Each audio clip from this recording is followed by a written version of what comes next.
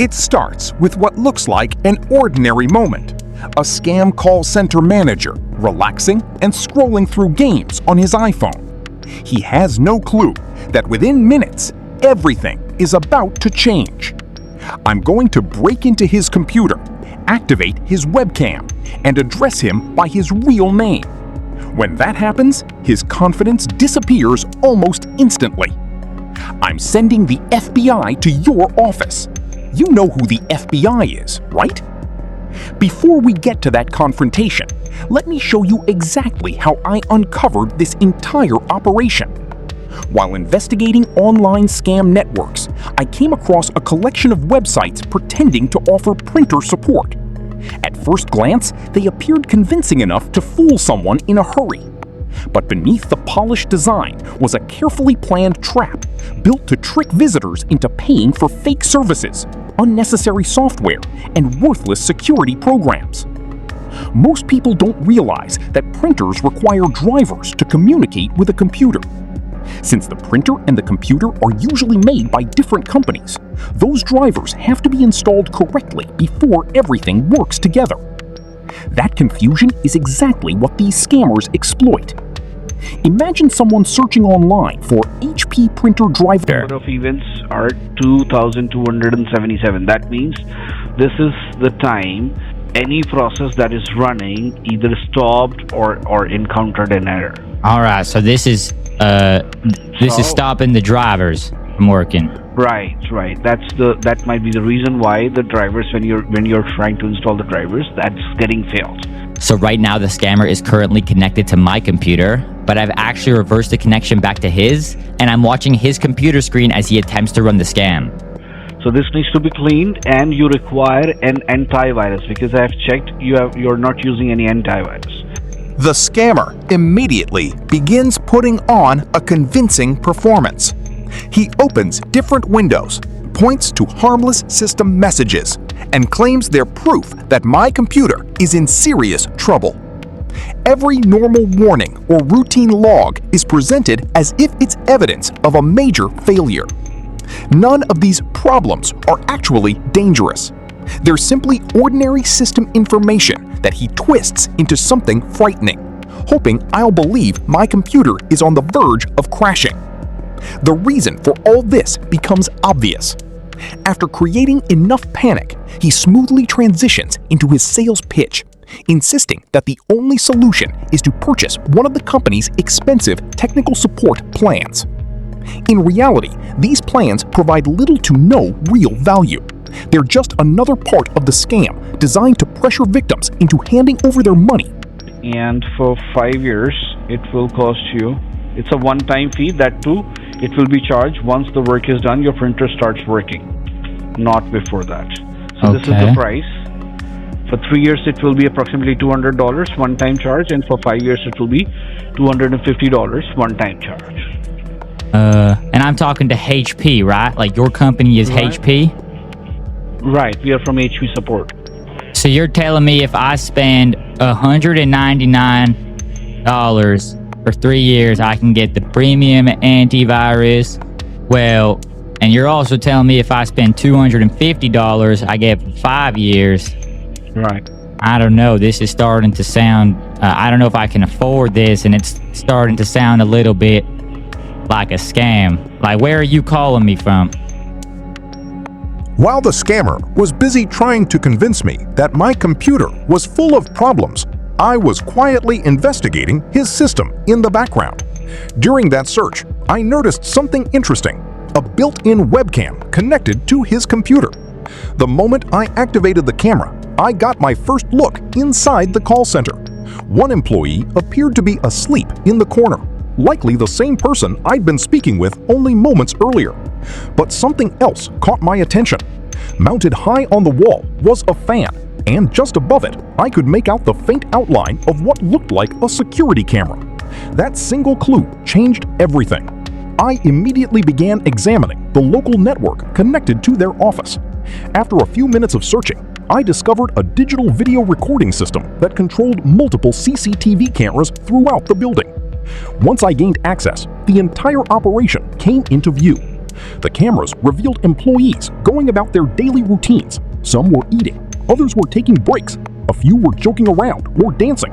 And then, almost without pause, they were back on the phones, targeting unsuspecting victims, many of them elderly. Although I could now watch nearly every corner of the office, visual evidence alone wasn't enough. The security cameras didn't capture audio, and even if they had, the constant background noise inside the call center would have made individual conversations almost impossible to understand. Then I stumbled onto an even bigger mistake. The scammers had enabled automatic recording for their phone calls. On top of that, they regularly used remote access software to connect to each other's computers, even though many of them were sitting only a few feet apart. That careless habit created the perfect opportunity. Instead of forcing my way onto every machine, I simply waited. As soon as one scammer remotely connected to a coworker's computer, I quietly replaced that session with my own. Using their own workflow against them allowed me to move from one computer to another without raising suspicion. With that level of access, I wasn't just watching the operation anymore. I could follow activity across the office and listen to the fraudulent calls as they happened, giving me a clear picture of how the entire scam operation functioned from the inside.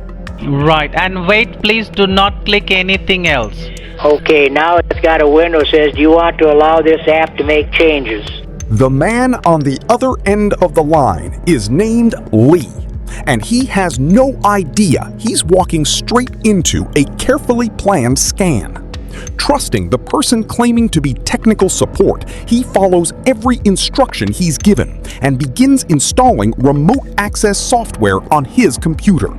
With that single installation, the scammers are granted exactly what they want: the ability to view everything happening on Lee's screen and take complete control of his computer, including his keyboard and mouse. In just a few clicks, his personal device is no longer under his control. It's in theirs. Yep, I see it. Right, see join. Click on join. Okay, I did. Thank you very much, sir. Now you don't need to do anything. Just be with me over the call. I'll go ahead and take a look and I'll fix that your printer, right? Now the scammer will start his fake diagnosis. So that is something, right? Obviously, I'll diagnose this. Even I'll show you what I'm talking about. I'll show you on your computer screen, and I will find out with Google like what is this, and you will have some detailed information about this Trojan, right? The scammer will claim the computer has errors and warnings, and even show the active services on the victim's device. Right, and see below, if I'm just checking, some of your Microsoft services is stopped. They are supposed to be running, right? See, I'm scrolling all of them. Many of them are stopped. Yeah, it's jumping back and forth. At this point, I've seen enough, and I think it's now time for me to step in and warn this person about the scam. Hello. Hi, I'm here. Is this Mr. Yep. Why? Hi, I just wanted to warn you, the person that's telling you you have like Trojans on your computer Yeah? is actually a scammer. He's trying to scam you out of your money. Oh, Jesus Christ. Yeah. I monitor online telephone fraud.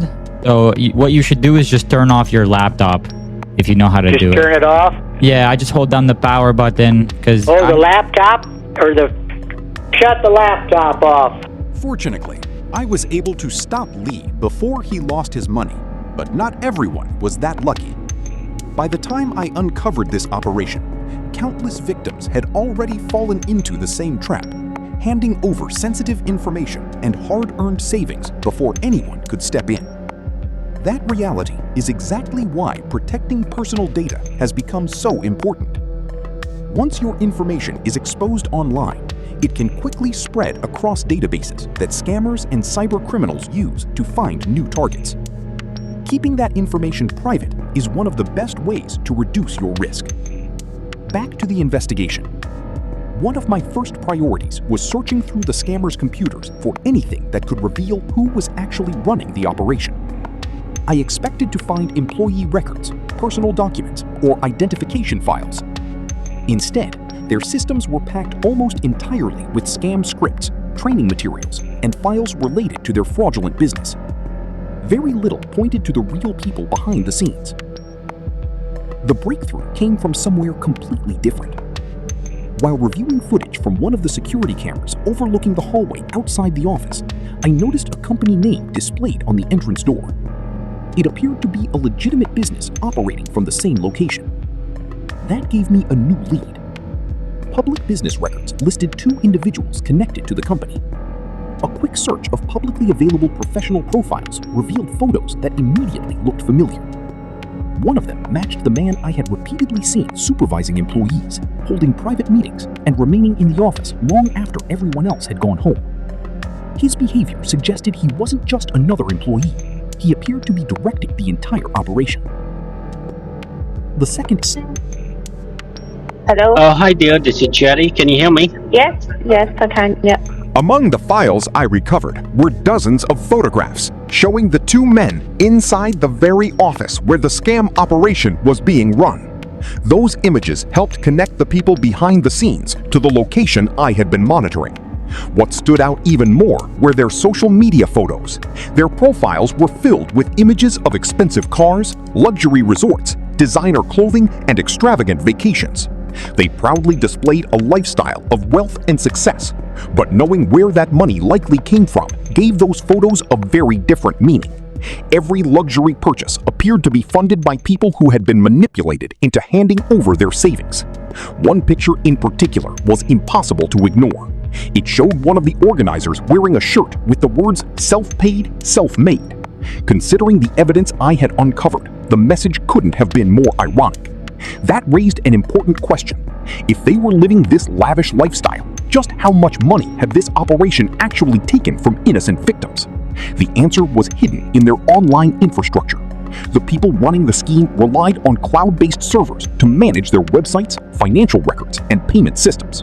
They had taken steps to organize everything professionally, but they made one critical mistake. They frequently left those systems logged in with administrator-level access. Because those servers remained active and authenticated, I was able to observe the environment and collect hundreds of internal files. The documents included employee attendance records, business paperwork, financial information, and other operational records that painted a detailed picture of how the organization worked. Over the following weeks, I continued monitoring activity and watched as staff members processed payments from newly targeted victims.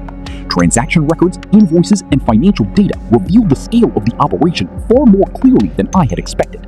Then I reviewed the payment history. The numbers were staggering. In just a relatively short period, the record showed hundreds of thousands of dollars moving through the system. At that moment, it became painfully clear that this wasn't the work of a few opportunists. It was a highly organized operation. The more evidence I uncovered, the harder it became to understand how anyone could justify this kind of operation. The extravagant lifestyle displayed online suddenly made perfect sense. Luxury cars, expensive trips, and designer clothes weren't symbols of success.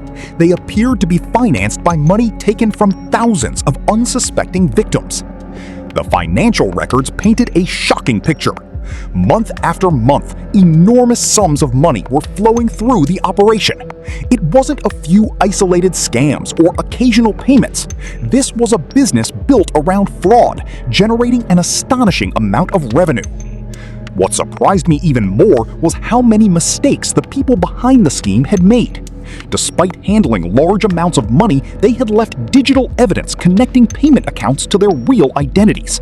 That created a direct trail linking the transactions to the individuals responsible.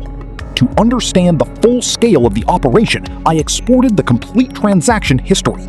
The results were staggering. The record suggested that more than 9,000 victims had been targeted, while the operation had generated well over $1 million in just 3 years. Another discovery explained why the numbers were so high. Most technical support scams focus almost entirely on victims in the United States. This group had expanded far beyond that, reaching people in multiple countries, including the United Kingdom, Canada, Australia, Austria, Hong Kong, and several other regions. By casting a much wider net, they dramatically increased the number of potential victims. As I continued examining the recovered systems, I realized the same computer wasn't used only for managing finances. It also controlled the advertising campaigns that attracted victims in the first place. The account contained online advertising campaigns designed to place fraudulent websites at the top of search results. Instead of waiting for people to stumble across their pages, they paid to appear when users searched for terms related to printer support and technical assistance. The strategy was simple but effective. When someone searched for help, the scam site appeared to look like a legitimate support service, making it far more likely that an unsuspecting person would click on it and... The investigation revealed that this operation wasn't limited to fake printer support. The same advertising accounts were promoting scams while impersonating well-known technology and security brands, including antivirus and networking companies, allowing the group to target a much wider audience. Looking at just one of their printer support campaigns, the numbers were eye-opening. The advertisement reached thousands of people in a single month, with a large portion of the audience being older adults, exactly the demographic scammers often try to exploit. They consistently invested a significant amount of money into online advertising every month, but the real story was the return they received. Compared to the relatively modest cost of running those ads, the operation generated tens of thousands of dollars in fraudulent payments month after month. The profit margin was extraordinary, producing a return that legitimate businesses rarely achieve. It became clear that the advertising wasn't simply bringing in traffic, it was fueling a highly organized scam operation where every successful victim translated into enormous financial gains. The investigation uncovered another disturbing reality. The people making the scam calls were earning only a tiny fraction of the money they brought in. Internal incentive records showed that employees received a small bonus for every successful scam, amounting to only a few dollars for every several $100s stolen from victims. In other words, the workers were keeping only a small percentage of the proceeds, while the organizers pocketed nearly all of the profits. That imbalance revealed just how exploitative the entire operation was, with those at the top becoming wealthy while the people below them received very little in return. Even after understanding how the money flowed, one major question remained unanswered. Where exactly was this operation based? The available IP addresses pointed toward Noida, a city within the Delhi National Capital Region, but IP data alone could only provide an approximate area rather than an exact location. I went back to the security footage and focused again on the company name displayed outside the office. Public records connected the business to the same individuals I had already identified, and the registered address led to a shared commercial complex inside the iThumb Tower. The building itself houses numerous legitimate businesses and offices, and there is no evidence to suggest that the property management or other companies operating there were aware of any alleged fraudulent activity taking place within one of its office spaces. That distinction is important because the investigation was focused solely on the individuals and the operation, not on the building or its other occupants. Once I had gathered enough evidence, I chose to handle it responsibly by notifying the management of the building where the operation appeared to be based. I shared the information I had collected, including the company involved, the individuals connected to the operation, the suspected fraudulent activity, and informed them that I was documenting my findings publicly. The complex consists of 2 separate towers, and after combining multiple technical indicators, I was able to narrow the suspected location to a specific office within one of the buildings. Using publicly available network data alongside the evidence I'd already collected, the estimated location became far more precise than what IP addresses alone could provide. Every new piece of information pointed to the same conclusion. The digital evidence, the office location, and even publicly shared photos all aligned with the people I had identified earlier. What made this operation especially disturbing was that many victims likely never realized they had been scammed at all. They believed they had received legitimate technical support, when in reality they had paid criminals posing as trusted companies. To help reduce further harm, I contacted the people whose information appeared in the records I recovered, explaining the situation and providing guidance on how they could report the fraud and pursue refunds where possible. After organizing the evidence, including financial records, victim data, publicly available profiles, technical findings, and documentation of the operation, I forwarded the material to the appropriate authorities for further review. My next objective was to disrupt the scam network itself, I submitted reports against the advertising accounts that directed victims to the fake websites, reported the fraudulent support pages and communication channels, and alerted the providers of the remote access software that was being abused during the scams. I also reported the payment accounts used to collect money from victims, making it much harder for the operation to continue processing fraudulent transactions. As these reports were being filed, one of the organizers had disappeared from the office, but another was still there, casually sitting at his desk, completely unaware that the investigation had already uncovered the operation. With the evidence secured and the infrastructure beginning to unravel, everything was in place for the final confrontation, revealing their real identities and letting them know the scam they had spent years building was about to come crashing down. I know you're scamming people. I know you're in the Itham Tower, right? You're in the Itham Tower, Pankaj? Sorry? From Itham Tower, Pankaj. Listen, I want to talk to you guys. I know you're scamming people. Yeah, I know you guys are scamming people. Why are you guys scamming people? Now you see the file downloaded, right? Double click and open that file. एक magic बताता हूँ जो रोज नहीं आता एक बार बीच में वो बंदा एक मैजिक दिखाई पर एक मेरे कंप्यूटर में देख So yeah, I know Anoop, I know Kafil, I know everyone in your office. You're in the Itham Tower. कुछ बता रहा है देख कैमरा बंद किया से वो लाइट बंद किया आपने काट दूं हाँ मुझे वो तो लगता है इसमें ना कैमरा कैसे ऑन हो रहा है You're covering the webcam, but he stopped scamming people. ये एलेक्स वाली है Is this Lalit? Oh, Akash. Is this Akash? Akash, Kafil, Anoop. I know Andy. I know Manzar. I know Awadesh. Where is Awadesh, bro? वो action से पता चल रहा है नहीं मुझे तो लग रहा है उसको वॉइस बिल्कुल Hey, take a look at this. Hey guys, hey Pankaj.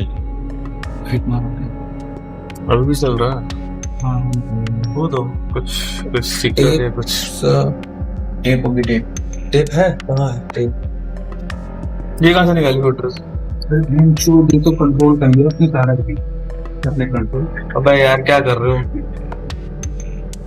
हो गया नेटवर्क निकाली ये फोटो कहाँ से निकाली है उसने खोला तो फट से मारी तुमने रिमोट ले लिया आपकी एडिशन की फोटो उसने मारी है अभी चट से हमने कोई रिमोट लिया दिया कुछ नहीं है हाँ रिमोट वोटो नहीं है इसका नहीं मैंने इंटरनेट उड़ा दिया मैंने केबल निकाल दिया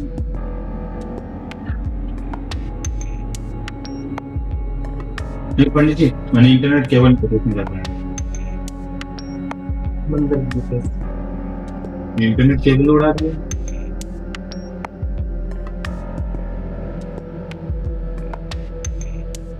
उसमें एक पेपर आता है अरे कुछ दो तो सही स्क्रीन भी नहीं दिखेगी ये तो ऐसा तो था ऐसे रख दो ये वकील साहब का अरे वकील साहब सचिन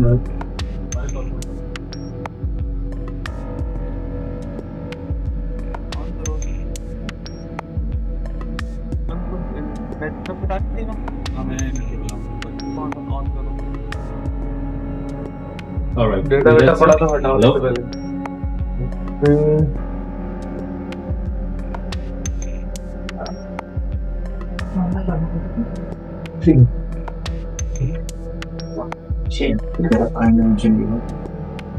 आकाश कब है कैसे क्या बात है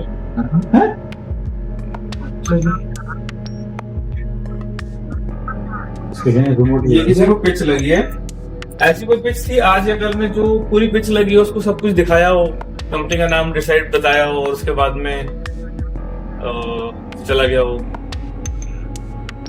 ऐसा तो कोई सस्पिशन होता नहीं सर अगर हमें कुछ लगता है वॉइस तो उसके जैसे बहुत ज्यादा क्लियर आ रही होती है तो हम प्रोसेस इसकी आवाज तो पहचानते बंदे बीच कॉल कर रहा है एक डेढ़ महीने ये भी 2 दिन 4 दिन पहले भी एक लेते नहीं इसकी कॉल बंदे ये हमेशा लॉग इन करो Pankaj, Lalit. फिर से आ गए Hey, what's up, guys? So, I'm gonna send the FBI to your office. You guys know the FBI? You guys know the FBI? अरे जा भोसड़ी के माँ चुदा ले अपने एफबीआई में जाकर रिपोर्ट कर आईपी का access Millions of people are gonna see. Search up Nano Vader on YouTube. You're gonna see Nano Vader. I have access to your call center. I have access to all your computers. I can hear you guys right now. Stop panicking. I can hear you guys. Yeah, unplug the internet. Unplug the internet. Yeah, start running away. Start running away, pal.